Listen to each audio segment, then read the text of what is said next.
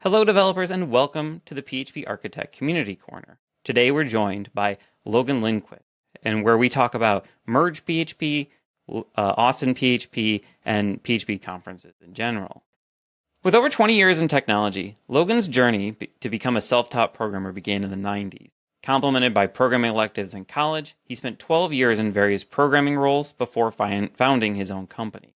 Focused on application development for small and mid-sized businesses, most notably WordPress and Laravel. The 2020 pandemic shifted his focus from application development to DevOps, leveraging a decade of experience managing operations, primarily in AWS. This transition led him to his current role, where he started as a contractor and now works full-time with a focus on Google Cloud Platform. Logan is passionate about problem-solving, continuous learning, and making a positive impact. He's driven to work on projects that improve lives. His recent endeavors reflect a deepening commitment to DevOps and technological innovation. Logan is also one of the organizers of AustinPHP and MergePHP. Thank you, Austin, for finding some time to talk to us. Yeah, thanks, Scott. Glad to be here and glad to talk to you today. Yeah. I want to start out by talking about your involvement in AustinPHP and its kind of work with MergePHP. Yeah, sounds good.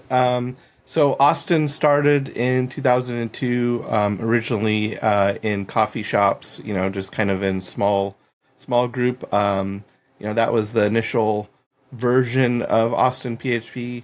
And then we transitioned to, I guess, our second phase, which we had a Region 13 service center here in Austin. And we met there up until the pandemic. So that was kind of like the second phase of second version of Austin PHP.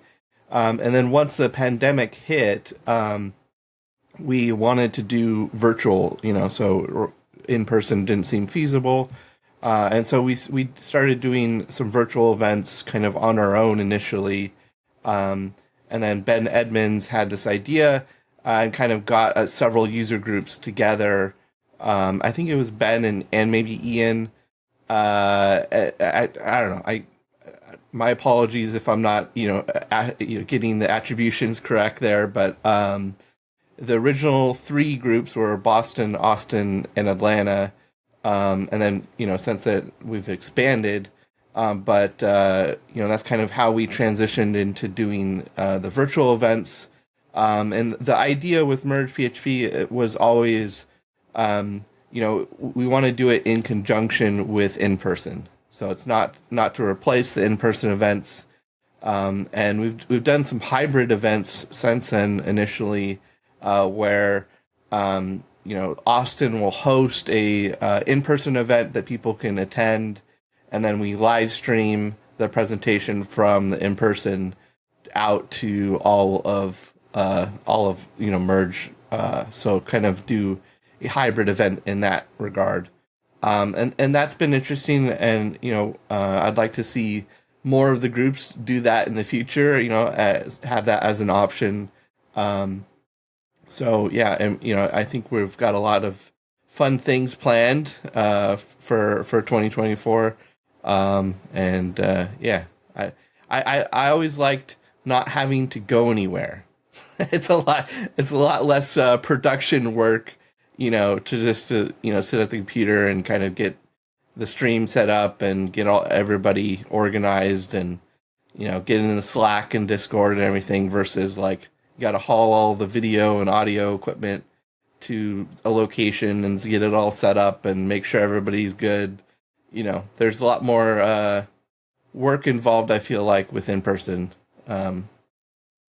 Yeah, absolutely. And I think that I'm a work from home person. Like I'm 100% work from home. And that's always my thing, is like, even just going into the office is like so much, effort, right? It's not like a huge amount of effort, but it does take time, right? And like having to haul additional equipment every day is part of that annoyance, right? So can you talk to me, like, so right now you're doing like kind of a hybrid of like in-person meetups where you then broadcast those across the, and so like how often does that happen, and how can people like participate in that? So the hybrids, if we've only done it a couple of times, I think maybe two, yeah, probably not more than two. So people can participate by like RSVPing on their meetup page if for their local user group. If their local user group isn't a part of Merge yet, we've got a website, MergePHP.com, and that will we're pretty good about getting the website updated. You know, we've open sourced the code for it, and that is the main place, or the central place for people to check kind of upcoming and past events. And then we link out to all the user groups from there as well. But yeah, our videos are all on YouTube. Got the MergePHP channel there on YouTube. And so if they just, like and subscribe and hit the bell, and, second Thursday at 6 p.m. Central, as when we will go live, come rain or shine. And we've got a lot of experienced people that can talk about different topics. And so, if something comes up last minute with a speaker, then we kind of like fall back to one of the organizers to, volunteer and give a talk on something that they're interested in. So even if you're not a member of one of the organizations that are members, anyone could just watch, Yeah. right? Like, so you don't have to be in one of those geographic locations to enjoy it. Like I'm not covered by any of those user groups, right? Like I'm in the middle of a user group desert essentially. But I would be able to jump on and watch like whatever's going on and comment. Yeah, it's just the user groups coming together to put on virtual events, but it's not tied to any one particular user group. So anyone's welcome. It's free, and more people that want to attend and participate, the merrier. So, just the YouTube is and the website is kind of the main place for everything. We thought about the meetup stuff is interesting, right? Because we're like, they charge us so much money just to have, an email list. And, we've built up this community on Meetup, over the last 20 years. But we're like, well, maybe there's a way we can combine things, but then it's just like there's a whole lot of disadvantages to going down that path. So I think we all decided let's just keep things the way that they are, and everybody has their own user group, yep. Because I know like WordPress is kind of combined things like that way. There's other meetup groups that have moved away from the local city group, and then it's like a Meetup Pro account that kind of manages all these other independent city groups. It's unfortunate because like it like the positive of having a local user group is that networking with people that in your area. Mm-hmm. It's just kind of a bummer to like like especially like since COVID, like it seems like there was a user group around here, but it like stopped functioning just before COVID, right? I mean, and like that like lack of a location, I think partly had to do something with that. So it's nice to see that you all are like taking some sort of action in order to help people like be more involved in it. So that's nice to see. Yeah. So like right now, like it sounds like AustinPHP is more or less mostly online, even since like okay. So what is it like right now? What is the major thing that like prevents you all from switching to back in person? Not really. There's nothing preventing us. Is there interest, right? Like I think a lot of people are busy these days, and the in person. I'd like to start doing the social stuff. So having a beverage subgroup kind of, a couple times a year, because those are always super fun and people enjoy, and it's all the networking side of things. And then have the technical talks online, that you can watch at any time or hopefully attend, and watch it live. We certainly appreciate that. Yeah, I mean, that's how we might do, some in-person technical, I'm not throwing that out as like it's never going to happen again, I'd like to go back to doing some the subgroups kind of set up. So you need speakers for this. You need presenters. What is it you're looking for somebody who can do a presentation? Is there a length that you're looking for, or what do you look for? 30 to 40 minutes is kind of our standard length. And anything PHP or PHP adjacent, relating to PHP, is kind of the three requirements there. So you don't.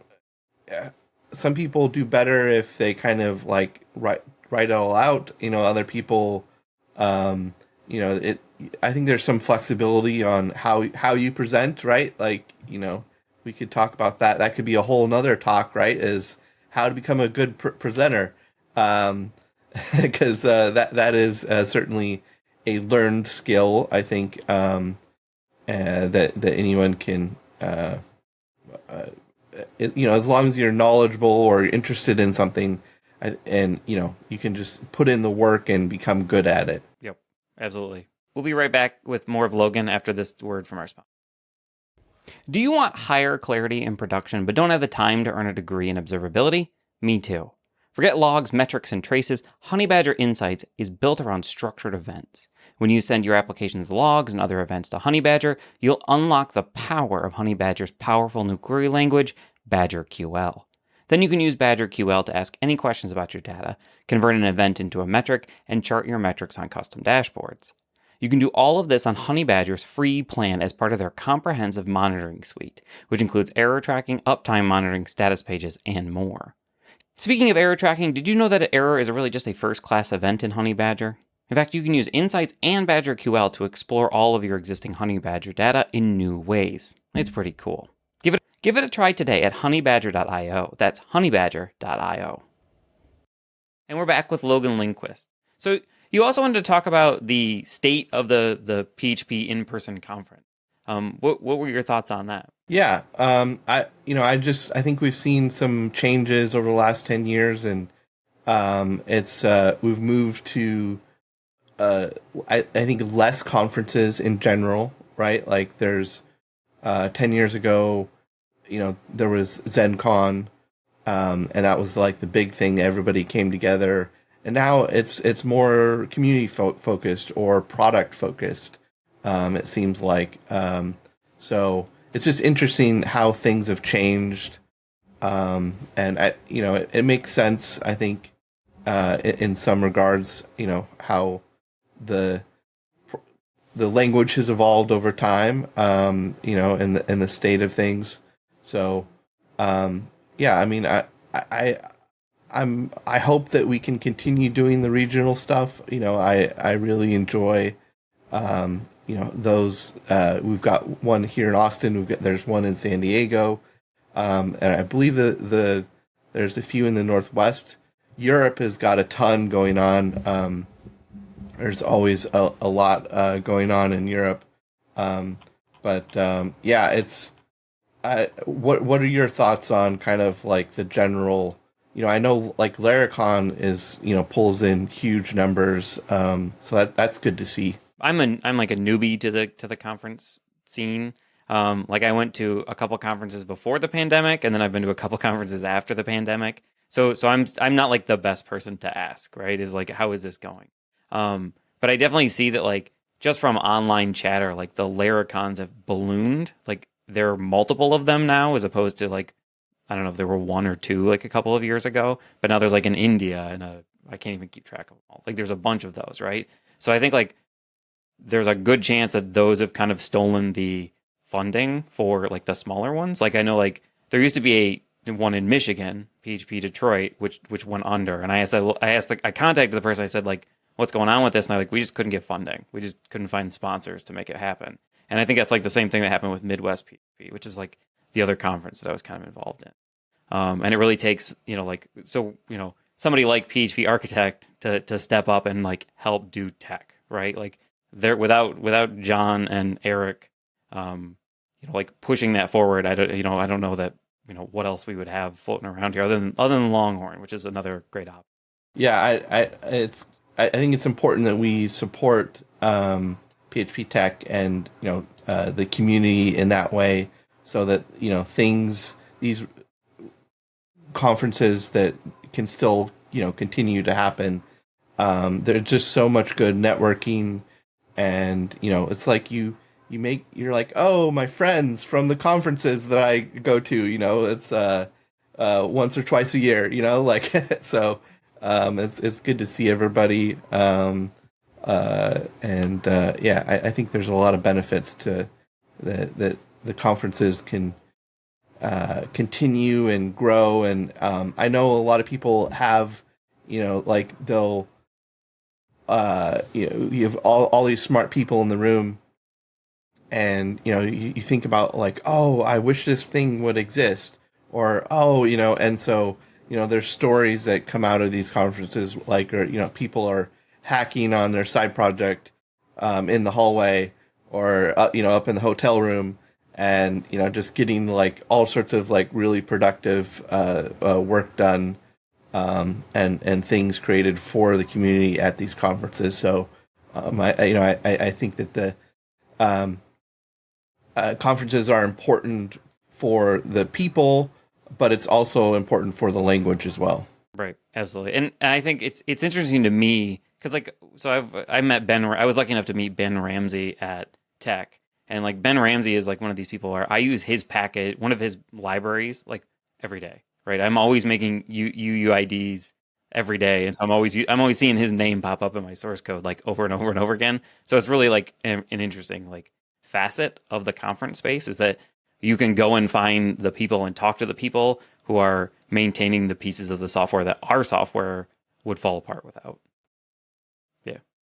So, is there anything else that you want to talk about today? Do you want to talk about Longhorn PHP, or are you too far? Or are you not close enough to talk about that yet? Subscribe to the email list. That's always a good thing. Plug the email list. I hope that everyone can join us for MergePHP on our YouTube channel. Thank you so much, Scott. Yeah, and thank you for all the time today, and rescheduling this like 80 times. I appreciate it. We got to figure it out, and hopefully you're staying warm. As we down here in Texas, it's below freezing, so yeah. Here in Michigan, it's below zero, so yeah, quite a difference. Yeah. I have to say another heartfelt thank you to Logan for all of his time today, and thank you for listening to this episode. If you're not already a subscriber, make sure you subscribe with whatever your preferred method is so you can get episodes as soon as they're released. Make sure you share this post with your coworkers so they can learn from it as well. This podcast is available both as an audio version on the PHP Architect website and a video version on our YouTube channel if you prefer to see it.